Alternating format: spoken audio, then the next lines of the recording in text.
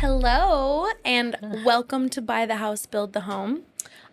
Today we have a very, very special guest. I'm going to let Shelby introduce. Yes, welcome, Cassie. Thanks for having me. Cassie and I met at least 10 years ago. Maybe longer. Maybe longer. Yeah, we don't like to say that though. Through a mutual friend. I don't know, were you already in your therapy journey? Probably. When we met? Yeah. Okay. Yeah. I've been in practice 15 years. Okay. Wow. So yeah. Then for sure. Yeah. Maybe fresh. Just Right. starting out. But Yes. I've watched the evolution of your journey and it's just been amazing to see and obviously all the wisdom that you always disperse. So we wanted to have you come on.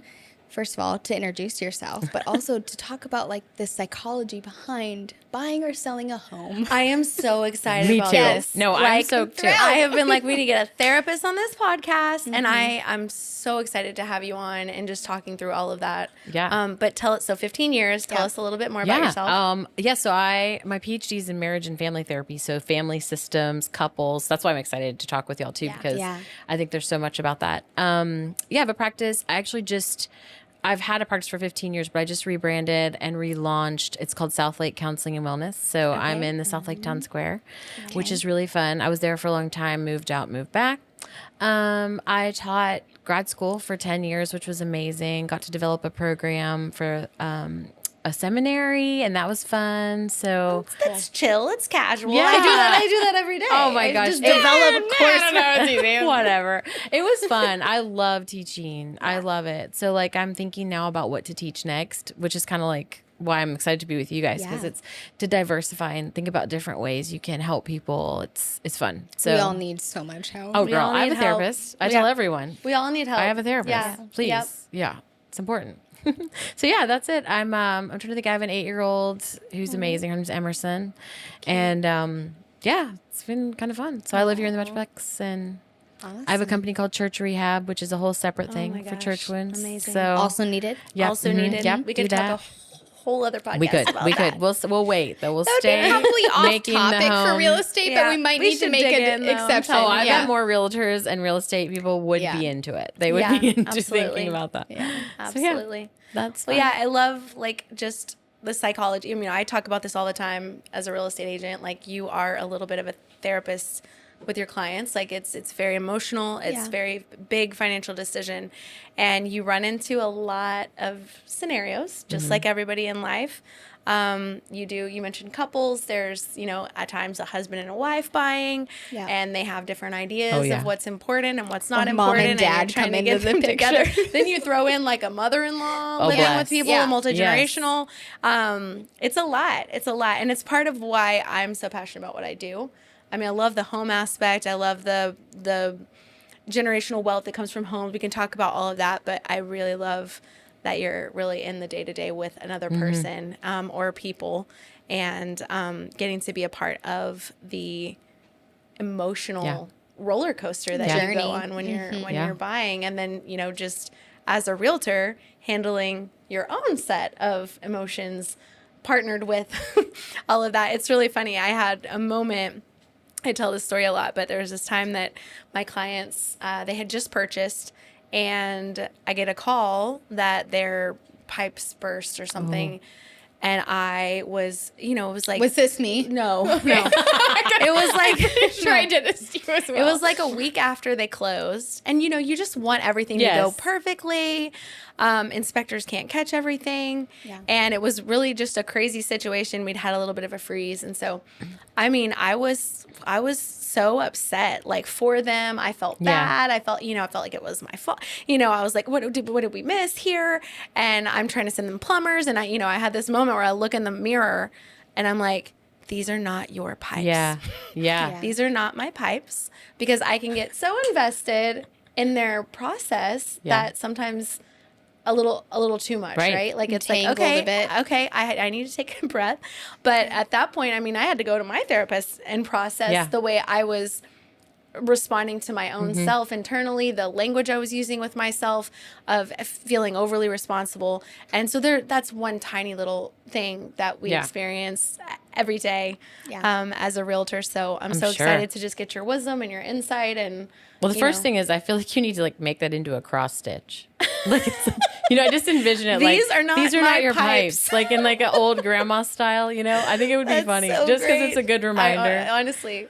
But you know what I think that says to me is that you're good at what you do because you're in it. And I think I feel the same way sometimes even about therapy. It's like when people are like, I'm just not getting better. This isn't getting better. And you're literally like, I don't know. Yeah. And it's like you kind of take it on because you want the best for them. Yeah. Like you don't want to sell somebody a house where the pipes burst. Like it's Right. like, because it feels personal. Yeah. And I think that's one of the hardest things about your field is being able to like separate that because home is personal. Yeah. And it's a business. And the finances are personal that are attached to that. It's a lot. purchase. Yeah. Yeah.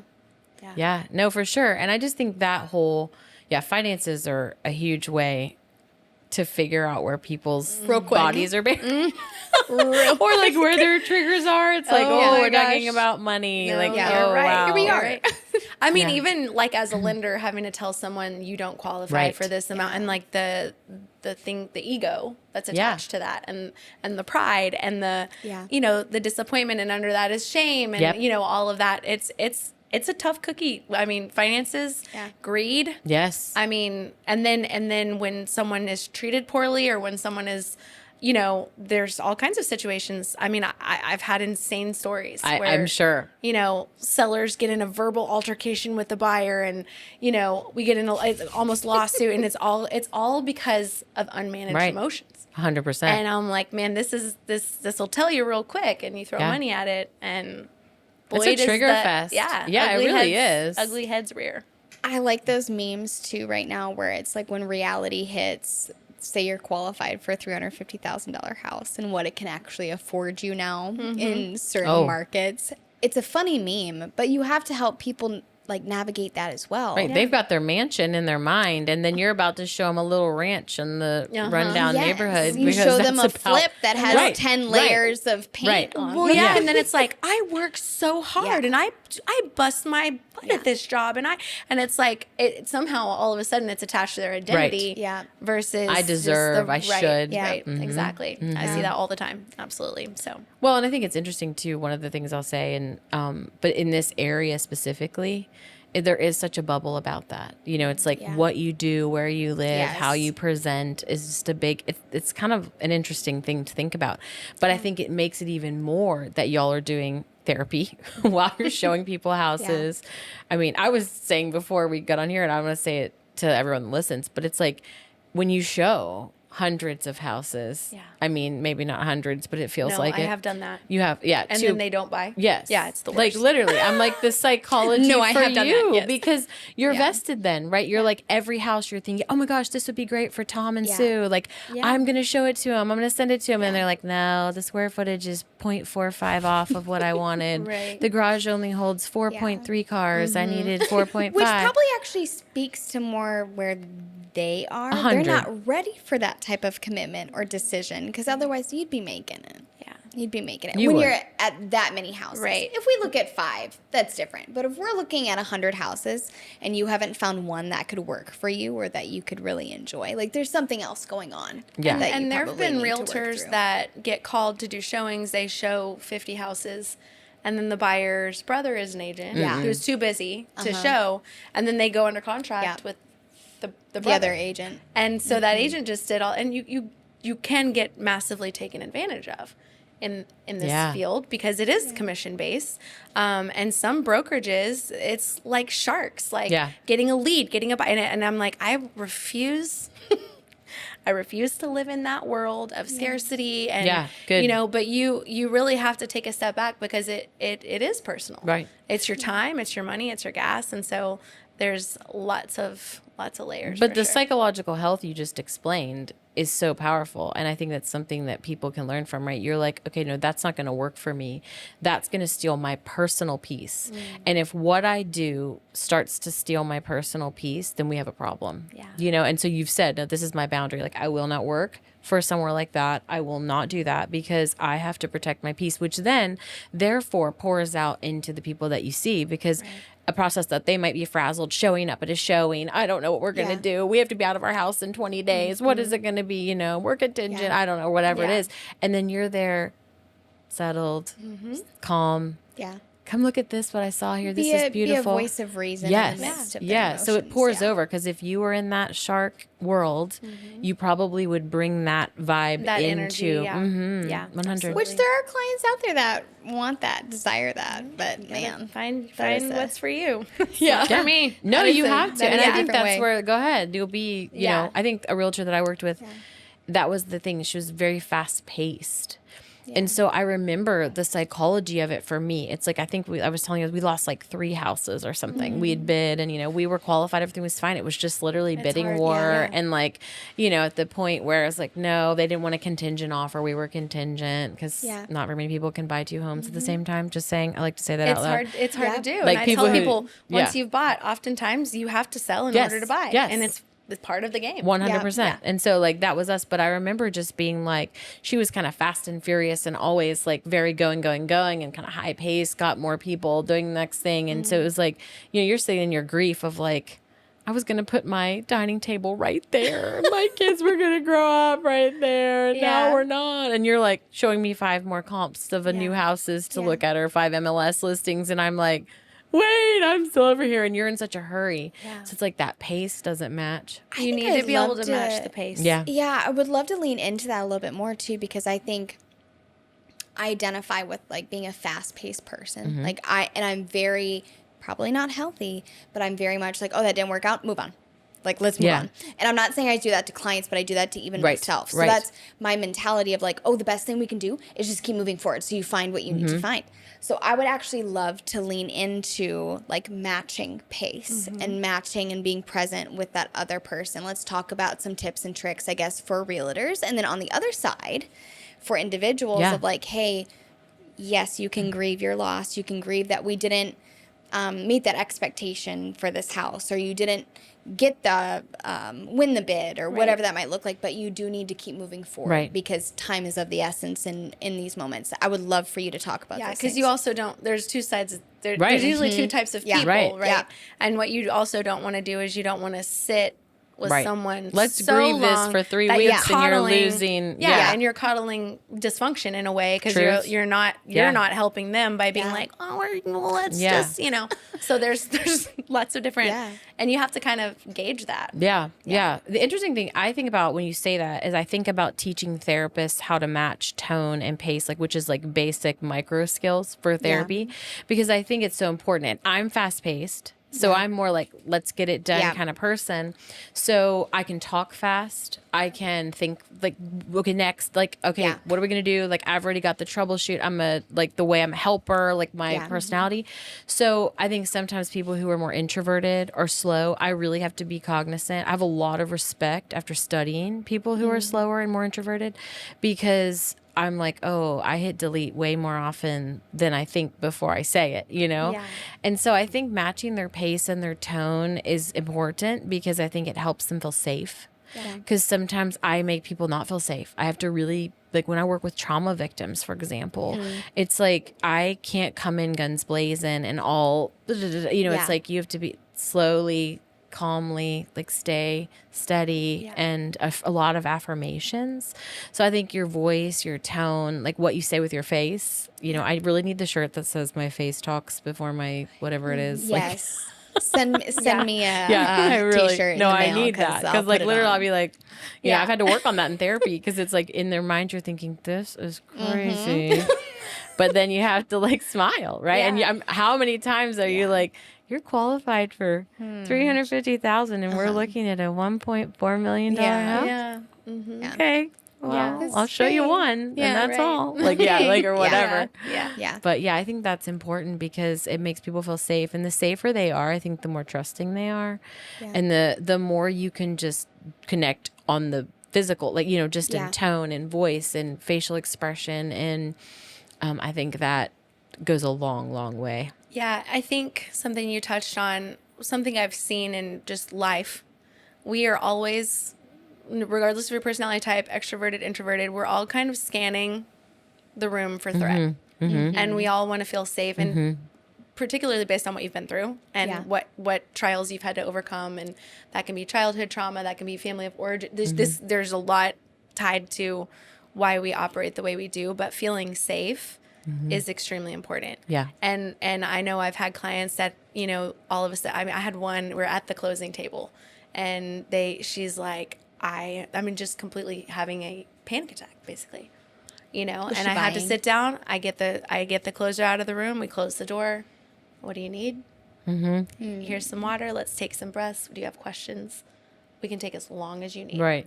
And it was like a very simple thing, but later the closing girl came up to me. She was like, I've never seen someone like handle someone that way. Wow. Because I wasn't letting that be like, what if this thing doesn't close? And what? Right. I was like, okay, needs a moment. You were present with the person. Right. And what that person needed. And not being in that place of, I've got to just move on because I've got something else going on. And it goes back to, even with timing, with like, you've got a meeting and you've got showings, like I have to build in a little bit of a buffer of like, someone might not need to just move on right now. And we do have time windows and slots that are available, and you have to GPS it and you have to see how far away it is. And there's lots of factors. But if I can build in a little bit of time, especially if I know the client and I can tell that they're not one of those, it's like, okay, let's just move on. We don't care. Right.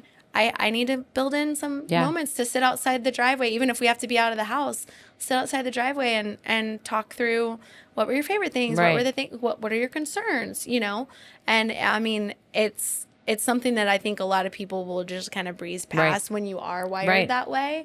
And I think it makes a big difference. Oh, that's huge. I mean, I think that's so important because I think when she thinks about someone to sell a house to a friend and your way to individually meet her where she was in that moment, like I'm sure your name would come up, It was a lasting impact, not just a business transaction. Right. Yeah. Well, and I think the same, like my business, I've never marketed my practice in 15 years because it's word of mouth. It's like how you make people feel takes you so much further than anything else. And 100%. I think that if you can stop and do that and say, I'm going to see that you're anxious or something's happening and let's go there, and I would be freaking out. I wouldn't be selling the house too, because I'm like, wait, we've made it all this way, all the paperwork, all the things, we get clear to close. And now you're like having cold feet now. Like well, and then it's like, there could be lawsuit, like, you can't back out at this point really. So absolutely. Yes. But being able to do that, I would say to new agents too, like that, how someone feels, how you care about the way someone feels is way better for your marketing. Yeah. Than all the Instagram reels, all the Zillow leads that you pay for. I'm referral based as well. Yeah. And this last year for the first time, I did like a client appreciation event. And I put a lot of money into an event just to like love on my clients. I did prizes and giveaways, and people were like, and a lot of agents will do that, but I was like, I'm going to put my money into these people. Yeah. And like not you blessed into, them. And not you into, wanted right. to bless and it them. was like such a cool thing for me because it was something that I had wanted to do, but I had so many people be like, you did that for us, not for you. You know what I mean? But I'm like, but it does. It's how people will then tell their friends. So for new agents, I'm like, really invest in the person in front of you. Yeah. More so, I'm not saying you shouldn't do all the things, because especially when you're first getting started, you need to really probably do all the things, but it matters. Nice to have the underpinning of relationship though. And when I can meet someone and I can tell you pretty off the bat if I think they're going to be good in this or not. And are you a bulldozer? Are you, that kind of personality, it's going to work for some clients, but it's a small percentage. Yeah. Yeah. Yeah. Oh yeah, for sure. Well, and it's like one of those things that the self-awareness, that's what I found with some realtors, which has made me want to make a class for them. It's like the self-awareness. It's like the one that I was saying was kind of all over. It's like, hello, like, do you not see, like, this is not. I'm crying about my hutch in the corner. Oh my God. The dining table. And all you right want to do is show me another house. I can't. That's my house. Maybe they'll back out. Maybe we can be the fifth in line, or whatever, like the backup offer. But I just think there's something about that, though. There's something about, like slowing down. But I also think it's be yourself. Yeah. That's what I would say, too. It's like how you're describing it. It's like I feel this way about clients. There are some clients that just aren't a fit. Yeah. And a lot of people are like, well, that's probably weird. And I'm like, it is, but it isn't. Because it's like, if I'm going to think that I'm going to be the therapist for every person on the earth, then I have lost my mind. Like, you know what I mean? I don't want to. quite overwhelming. It as would well, be. And I think practically boil it down. Well, and then I'm like, am I a narcissist thinking that I'm so great at everything that I would just be it for everyone? And so I think the power of that, of knowing who you are and being yourself, then therefore attracts people who are like-minded. So it's like, I'm blessed to have clients who seek me out because they're like, I love your personality, or that you're real. Because I'm like, I'm the same here as I am in the therapy room, as I am with my friends, just because I think that's such an important thing. And for realtors, I'd say the same. Be you. Because if you're more fast paced, cool. Like, I'm not changing that part of my life. But you just have to know, like, I'll flow with people who get that. Or I'm really good at saying, hey, I just want you to know I have a hard stop at this time. Or, hey, I have to pick up my kid. Like, I'll say that to clients all the time. I have to pick up my kid today. So I just need you to know, like, I'm going to have to really stick to our time. And so it's like, and people get that because they understand, and they love that there's some transparency and there's some authenticity to that. Like, I'm a person, and they get that in their exchange with me anyway in therapy. Right. So I think for realtors, that's a huge piece. Be a person. Let them see you, because I think that that's, important for them. Yeah, I think a practical tool for me personally, when you're speaking to, you got to know who you are, be you. I did this exercise, and you basically write down your ideal identity. This is how I want people to see me, and then you write down like your core values, like who you are. And what I found is, I would say I want to be seen as very peaceful, but also never lets the plate drop, never misses, on the ball, like on it. And what I found is that those two things don't always coincide. Right. And so when I sat down and realized the discrepancies between what I would say, okay, let's be really honest right now with yourself, with like, who are you? To be you in a scenario, to be authentic, you were sharing about your daughter or your son, picking him up from school, and like having that personal connection with people. I think it's important to look at where you're a little off. Right.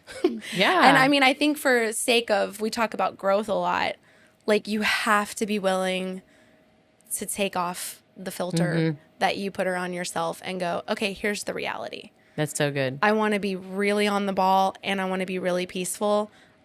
I can have both, but I can't be you know what I mean? Right. Like, you have to sit in the balance of that. And so when I sat down and really wrote those things out, I realized like, oh, okay, but what is more important to me?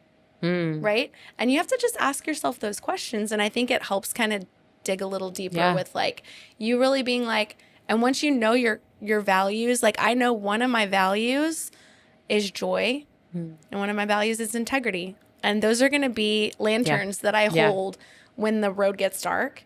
And so joy, I don't mean everything has to be happy or fun, right? But just but like, the deep sense of like, this is who I am. Yeah. I'm not going to lose that. And so when I'm holding on to my values and I'm walking into a transaction or a personal situation, I know at the end of the day, if I go back to those and then I partner that with like, who am I? Not necessarily how do I always want to be seen. Right. And sitting with that, I think it can be really powerful. While you were talking about that, I was thinking that's probably a really good practical exercise for a client too, that's maybe a bit indecisive, or maybe, and I want to dive into this here in a second, but like couples or people that are dealing with multiple people, to sit down and go, okay, write everything out that you want, and then like, what are the core values within those things, to really narrow down like, I know it was much richer when you're talking about like yourself and who you are, but you can boil down like, okay, is location actually the most important thing to me? Yeah. Or is having a large backyard the most important thing to me? So if you apply knowing who you are to knowing what you actually desire, What you want. Yep. I think that will help guide people as well. But can we touch on couples or on like young adults that mom and dad are paying the down payment and therefore think that they have this massive say, and maybe they do. But I've just seen a lot of conflict within that area. Yeah. I'm sure you have. And I'm sure you've seen like the gloves come off some too in what you do. I think it's so important that you do have to probably figure out, who are you selling to? Yeah. Yeah. You know, and some of that stuff they probably do have to work out on their own. But I think you're also fighting probably a lot of vows that they've made. You know, people who've maybe never owned a home and then they're like, I will have this. Yeah, or right. people who, you know, grew up with a certain caliber of something. So we will have, you know, X, Y, and Z. Or I will not live in that neighborhood. Or I do not want a 2-story house, you know, whatever And it how is. do those vows affect people? Like subconsciously, I would love to. Well, I think it's one of those things. It's almost like fuel that drives them and they don't even know. Right. Like a lot of it is subconscious to where it's like, if you really boiled it down, most of them, probably your clients too, would be like, oh my gosh, I am doing that, you know, but it's getting them to that place of vulnerability enough to say like, so, and I think it's really good. Just a practical tip is how you ask questions. So help me understand what about not living in a 2-story is so significant to you. And the open-ended question of letting them just tell you, or help me understand why that neighborhood would be detrimental to your future, or like giving them just these questions to where you're like, tell me more. Where they have to think and process. Yes, where they have to, because all you're doing is you're like almost like dropping that bomb and leaving it there for a minute, because you can't put truth back in the dark. Right. Once you say that, they can't forget that you said it. So I think that, but I think it's also, I mean, I'm assuming like you will know, like just like me, I know who my client is, you know, so even when a couple comes in, my client's the marriage. You know, but if one person hires me and wants to bring their spouse, then that person's my client, really, in a sense. So it's like, I'm going to talk to them. So if the kids have hired you and the parents are paying, okay, cool. Like, I'm going to sit down with the kids and say, what's a practical, where are you practically? Like, you need them, obviously, to help you buy this house. But where are we doing, like, am I helping you navigate if they like it or not? Or are you navigating that? You know, kind of however, like, open communication and extra communication never fails. I think it's also just being able to ask to see that about them, you know, like, I'm like, show me that, you know, let me get discernment on that. Like, let me understand really where you're coming in with. I think it's also like getting some history, you know, what was it like for you growing up? Where did you grow up? Like, did you guys have a house? Did you have an apartment? Did you live in a duplex? Did you live in like, you know, government housing? Like, there's a lot of things you can find out, probably finding out someone's home history. Yeah. That's great. I think asking questions, like you said, in the way instead of making an assumption, ask a question and say, hey, help me understand this. Because I mean, just in life, like even outside of real estate, that's so powerful. And it does help. It actually helps someone else, the person on the receiving end of the question. It helps them unpack like, what? Wow. Huh. Yeah. Interesting. I never really thought about that. You know, I grew up this way. Right. And, you know, maybe that's part of why I'm a little triggered by XYZ. You know what I mean? So I think asking questions is super powerful. And then when you're on the end of helping a couple, you do have to, because, you know, the one spouse can be really concerned with, you know, the pantry space, and another can be really concerned with the closets, you know, or the basement or the garage or whatever. And so it's like, help me, because you can be in the middle of, I mean, I've been in houses where they are fighting because I'm sure he said something, she said, but I don't care. And then all of a sudden I'm just like, oh my God, I'm like, you know, let me give you guys a second, you know. But what's interesting in that, I wonder if it's them hearing no. Right. The fear that someone is going to stand in the way of what I want. So if this wife is standing in the pantry, for example, assuming she's the one, maybe it's the husband in the pantry, and the wife cares more about something else, but it's like, you're standing in the way of what I want. And I'm starting to envision myself in this space. And I really want a house. I'm tired of looking, you know, you think that's really what they're saying, is they're saying you're standing in my way.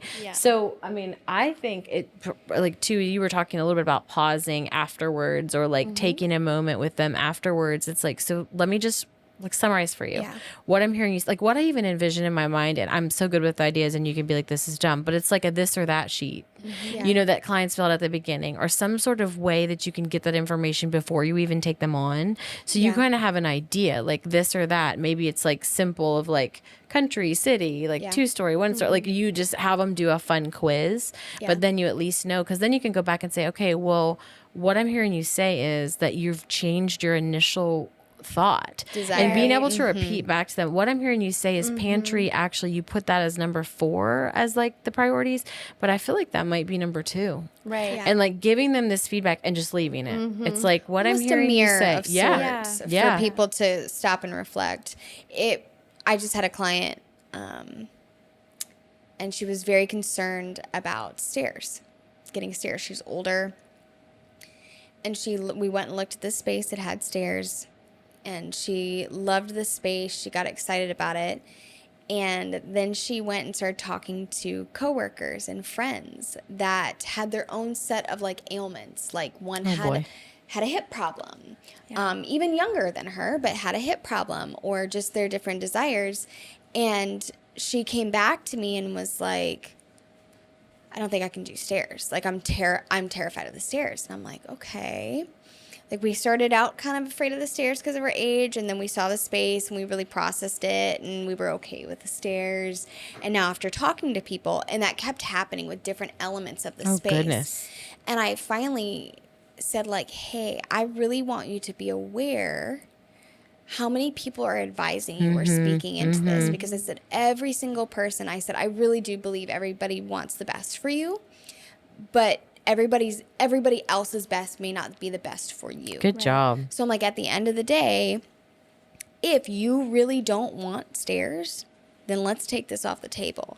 But if it's because so-and-so's friend and so-and-so's friend, Yeah. or this coworker had one bad experience, you have to know you're not that person. You're healthy. You're capable. Yeah. You're able. Also, if we get to that point in 5 or 10 years and you need to make a sell change, yeah. because you are older and now you don't Great. want to deal with the stairs, we can do that. You have a great agent. Yeah. That's And right. I'm like, we got this. And after she understood that and processed through like this or that and kind of how many people were talking to her, she's like, oh, yeah, no, this is what I want. I'm excited about it. I'm like, okay, great. Good on you. And so, yeah, I think it's I think years doing this. But yeah, and you have to realize people, when they have really strong opinions like that, there's always something underneath there. Yes. Like it came from something. it's like A life like experience. this happened to me. You know, like when you're really sensitive about pipes because what you've experienced, right? I'm it's terrified. Like, it's I'm like terrified you're of plumbing. sunburned. Yeah. You're sunburned, and someone's gonna come. Yeah. It's like, oh, you barely touched me, but like, man, I'm a little raw from something Yeah. that had nothing to do with that little Yeah. tap on the shoulder. It's just I'm sunburned, right? So you have to kind of realize that. And when you do have a lot of voices, whether that be who you're dating, what house Yeah. you're going to buy, all of that, people have opinions, and you don't necessarily, you can't, I think our brains like to categorize and we like to summarize, like, you know, and that we've talked about this before, like that'll kill you, right? Like all men are like this. Right, All right. women are like this. Generalizations, All, yeah. you know, and all realtors, you know, like you can't do can't. that. Right. And so I think oftentimes people will jump in with opinions, and it's really good to be able to dissect, this is for you. yeah. Yeah. And let's really look at that. If that means no stairs, that means no stairs. Yeah. But that might not be the case. And because it's emotional, people are scared. Yeah. You get flooded with that stuff. All of a sudden you're swirling, Yeah. you know? Well, I think you did a good job. One of the things I always tell people about jobs, buying a house, anything, for the most part, it's like no decision is technically permanent. I mean, obviously kids, like something like that, but like, it's like, you're okay, cool. Like it doesn't work. You get older, we sell it. Like, I think we have to shift our mentality as this like generation as it goes on, because it's like even working at a place for 50 years is not the way of life now. Or like, you know, you don't know, you might get transferred somewhere. It's just like being able to hold things more loosely rather than this finality of like, this will be my house for the rest of time. And I've seen so many older people even buy a home thinking it's going to be there forever, or their retirement home, or their grandkids will come back, and then eventually they're like, this is too much house, they're not coming back, I'd rather travel to them, we're going to get a condo, you know. And it's like, so it's like, you don't know till you're in it and experience it, and you got to be able to hold that loosely so that you can shift and change and move with the tide of your life, because no one thought 2020 was coming. Right. And like we have to be able to be adaptable in that. We just to know like, okay, we're going to go with it. I've even seen buyers, you know, or even sellers like take a little season of, you know, we're never going to find a house because we just looked at, this is our 10th house. We're never going to find one. And, you know, I'm like, okay, you're not going to be here forever. Right. Nothing, I think those words never and always are very, very detrimental. I try not to use them. Yeah. Really, you shouldn't. You shouldn't. Because they're not, I'm never going to be here. No, Right. and you're not going to stay in this climate, this financial Right. situation you're in, everything flows and moves. Yep. And so you can get very easily stuck in this place of like, well, this is just how it is. And it's like, no. And it's not going to be like that. And I Right. tell people that when they're walking through hell, I'm like, you won't be here forever. Yes, that's good. I can promise you that. I don't know what tomorrow's going to look like in today and tonight and in the next day and the next week, but I'll tell you what, you will not be here forever. Yeah. And sometimes when you're in that 30-day window of closing, it feels like this is never going to end. I don't, there's this hurdle and this, and it's like, we're going to get over it. We're going to get, I always say you don't get over things, you go through them. So we're going to get through it.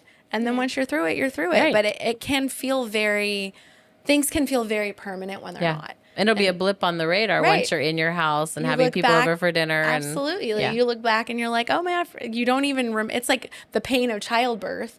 Yeah. And then you have the baby, Right. and then you're like, okay, we want another one, like it's, Nope. I mean, I didn't do that. Or if it's really traumatic, but I've had people be like, I'm never having another baby because of everything I just went through.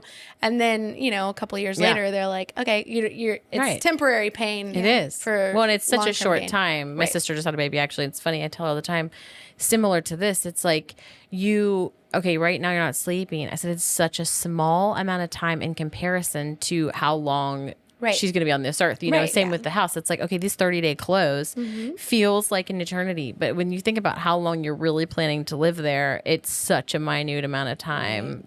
I remember my dad growing up, I wanted a Volkswagen Jetta, like real life story. And I remember going and seeing one in the paper. I'm old. I'd be like, we're going to go look at this car. And literally, I know, seriously, I think it was in the paper, Auto Trader or some crazy thing. I know. And so literally I was like, let's go see it. So I went to see it. It was a stick shift. It was perfect black. I had looked, wanted this car. And I remember my dad saying this to me.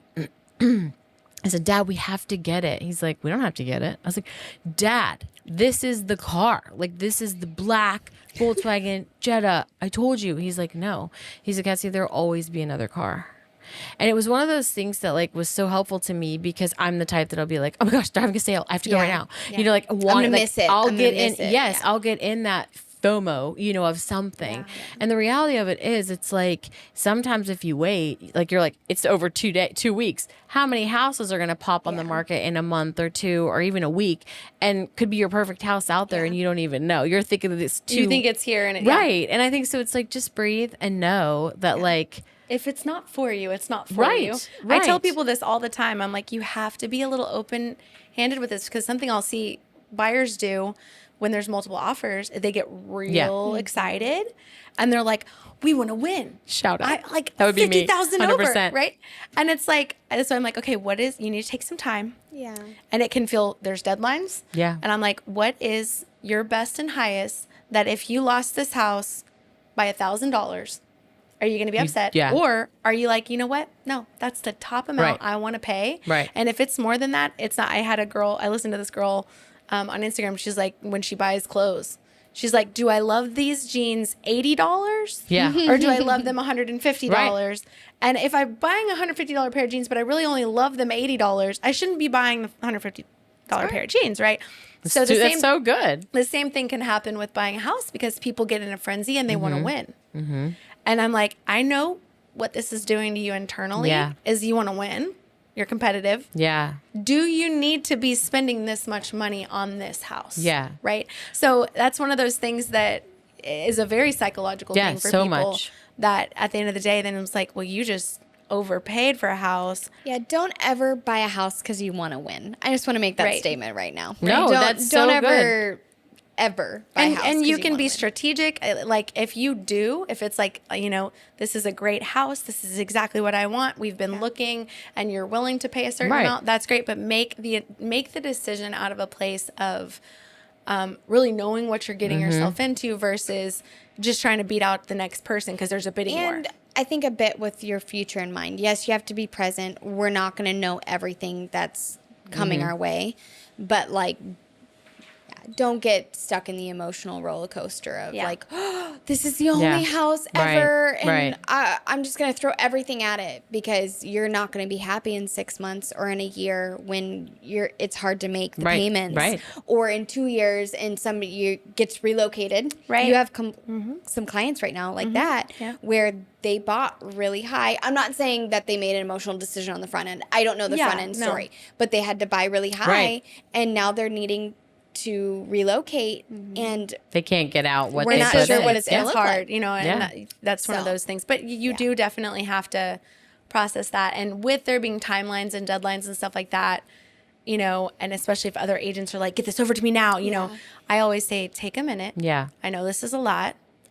We have till X amount. And if you're communicating with the other side, you know, if their deadline's 10 p.m., you might be able to say, let's talk about this first thing in the morning. Tell the other agent we are planning on putting in an offer. My clients need a minute. And if they can't honor that and they Then can't respect that, then you know, might not be the house for Right. you. Yeah. But what you don't want to do, They're not going to be agreeable through the process right? And anyway. sometimes when you literally sleep on it, or when you take a minute to process and talk through and the this or that, this list, like the pros and cons, then you go, you know what, we really like it, but not that much, and let's keep looking. Yeah. You know, and I would way rather someone do that than get caught up in a swirl. I think you can become at peace with losing it too. You might still say, hey, I still want to put a bid on it, but we're at peace. Like wherever it lands, opposed to that emotional frenzy. I've had literally this story, clients that wanted this house. We've been looking, it was very specific to the floor plan they wanted, and they lost out, multiple offers. It was very hard. And the wife was like, I'm done. We're not buying a house. It was just too much. It was very disappointing. And then like 2 weeks later, the house right next door came on the market. We went under contract, got it, same floor plan, same exact thing. Probably paid less. Now this house that they wanted is their neighbor, right? And, you know, probably 6 months later, the house ends up having all these problems, like ridden with termites, like all these issues. And I'm like, they're like, oh man, we're so glad. And I'm like, you have to trust. Yeah. You have to live in a space of abundance over scarcity, and really just trusting that what's not for you isn't for you.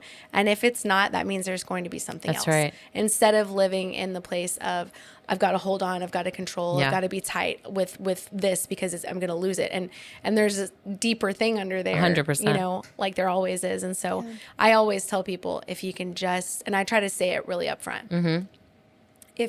If something gets taken, this can be a lot, especially if I know the market's insane. If you'll just trust that if this isn't for you, it's not for you, and there will be something else. And it might not feel like it, but I promise you, and I've watched it transaction after transaction after transaction. And then people are like, oh, I'm so glad I didn't buy that house. They're happy with you at the end. Yeah, and then I'm like, yeah, I know you're happy. You know, occasionally you have someone's like, that was kind of the one that got away or whatever. It's very rare. Yeah. Very rare. Most of the time you look back and you're really glad that didn't work out. Every single house I think I've ever bought was that way. It's like I it's lost relationships. one. Yeah. Like I lost, and then I was like, this is it. This is the best one. We're never. And then like the next thing that comes along is like 10 forget. times better. Yeah, and then you you're don't like, even remember that wow, house. okay, thanks. Yeah. Like I waited. Cassie, what would some practical tips be for people to navigate maybe that grief of I lost out, but I'm going to keep moving forward. I'm going to keep going. Just navigating that disappointment, that grief. How can they do that at home outside of us as agents? Because we can only provide so much for them.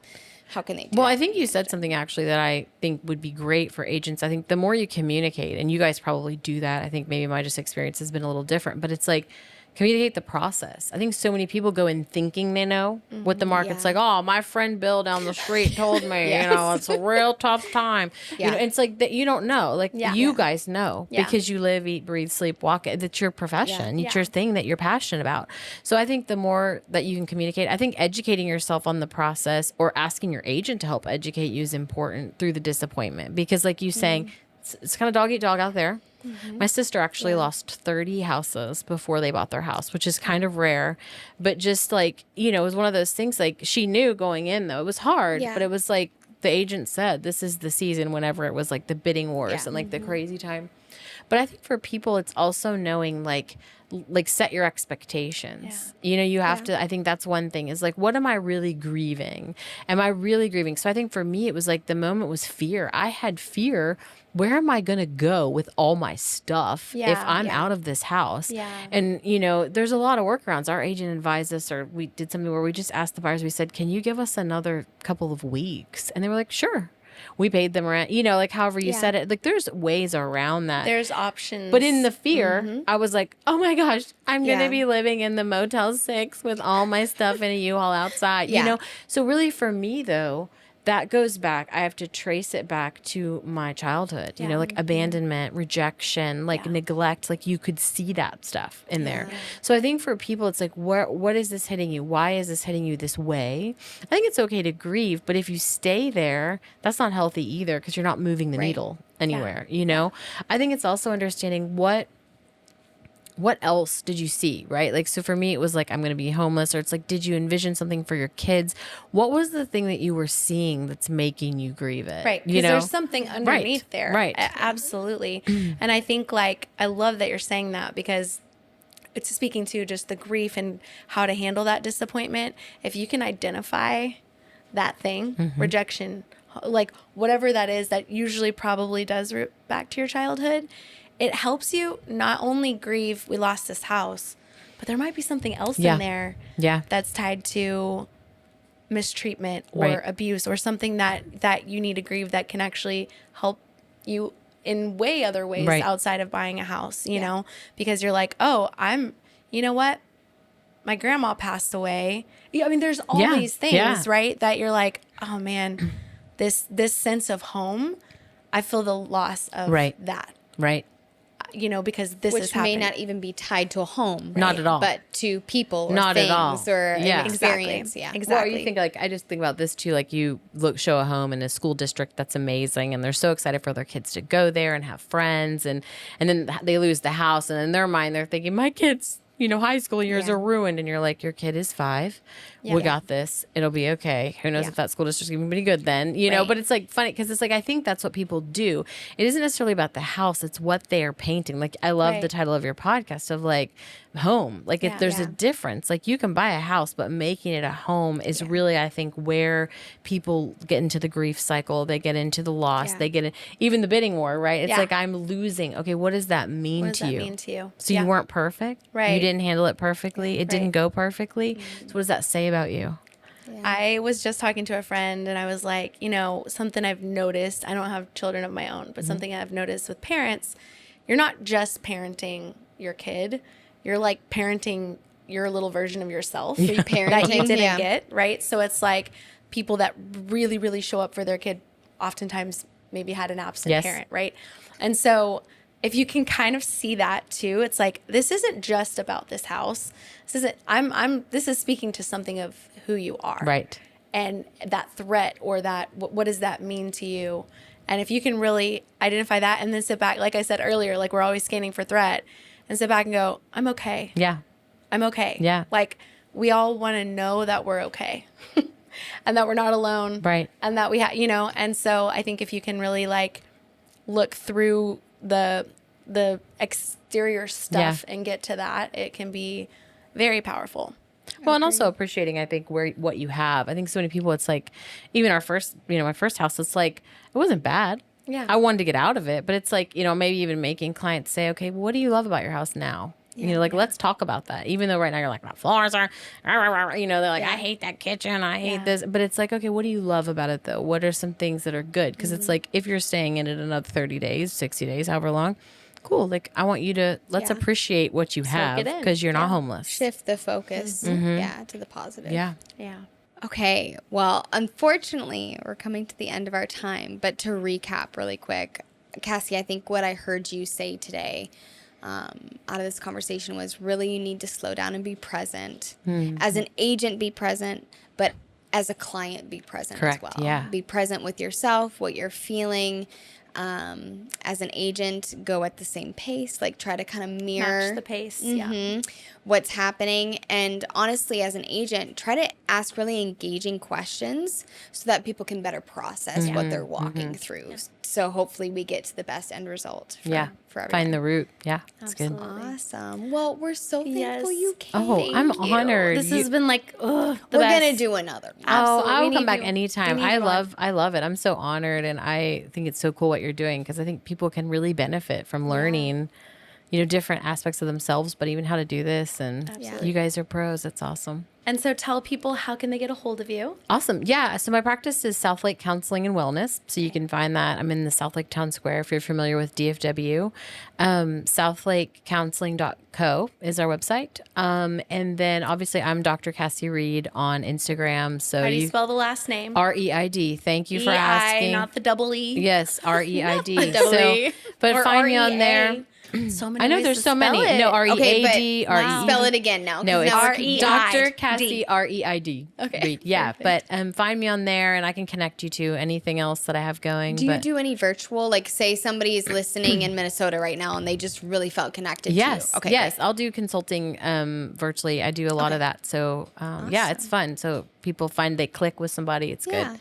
Yeah. And I have a team of about 10 therapists. So if you're looking for somebody, Amazing. we That's do a lot awesome. of things. Yeah. It's cool. Amazing. Well, thank you for your time. Oh, We so thanks for appreciate you. having me.